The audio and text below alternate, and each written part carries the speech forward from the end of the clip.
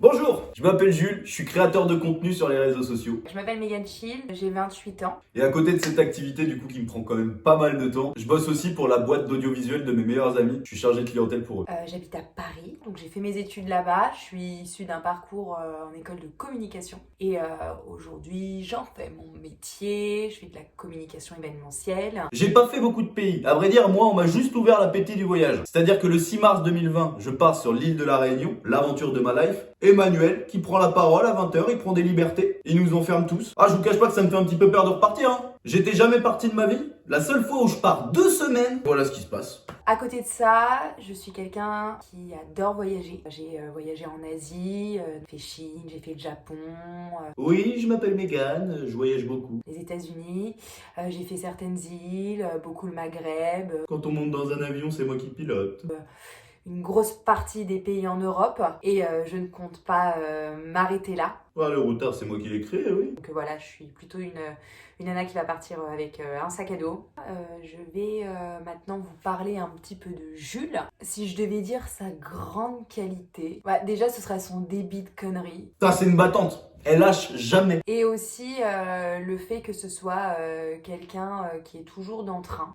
C'est quelqu'un de très très créatif et c'est quelqu'un d'engagé. Megan, si elle veut faire un truc et que 10 personnes lui disent tu pourras pas le faire, bah elle le fait. Et ce qui est bien avec Megan, c'est que ça va vite, mais c'est réfléchi. Il y a toujours un côté stratégique. Quand elle fait quelque chose comme ça, c'est parce qu'il y a une bonne raison. Et dans le travail, Megan, c'est quelqu'un à qui je peux faire confiance sur les points que moi je ne maîtrise pas. Du coup, on se complète très bien là-dessus. Et si on va du côté de ses défauts, je dirais que c'est un gros impulsif. Ça veut dire que voilà, il va foncer dans le mur, il va foncer, et après il va réfléchir à ses conneries. Megan, elle a un défaut quand même, c'est que des fois, elle a tellement envie de tout gérer qu'elle dit oui à tout parce qu'elle s'en sent capable. Mais c'est techniquement, statistiquement impossible. Du coup, des fois, c'est borderline. Mais ça se finit toujours bien en général. La place de Jules dans un groupe. Bah déjà, hein, c'est le phénomène. Hein.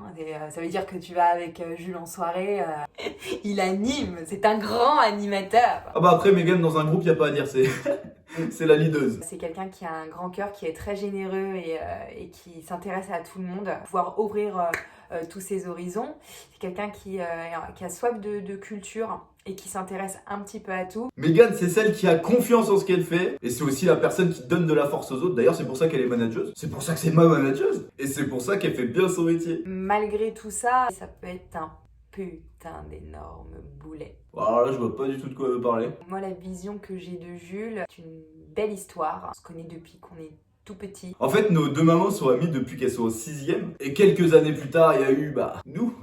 On s'est vu un petit peu quand on était petits, puis après, pendant 10 ans, on s'est plus du tout revu avec Megan. Et quand j'ai commencé à monter sur Paris pour mes petits projets vidéo, c'est là où on a repris contact. Elle était dans la communication, moi j'étais autour de ce milieu-là aussi. Donc c'est quand même assez incroyable qu'on ait pu se reconnecter par ces choses qui nous lient, qui est le travail du coup au final, mais aussi notre passion. Le fait qu'on se retrouve aujourd'hui et que je suis devenue sa manageuse dans le cadre de son travail, on partage un intérêt commun. Et depuis, on est au téléphone quasiment tous les jours. Et je me suis dit, voilà, maintenant, pourquoi pas aller tenter une grande aventure.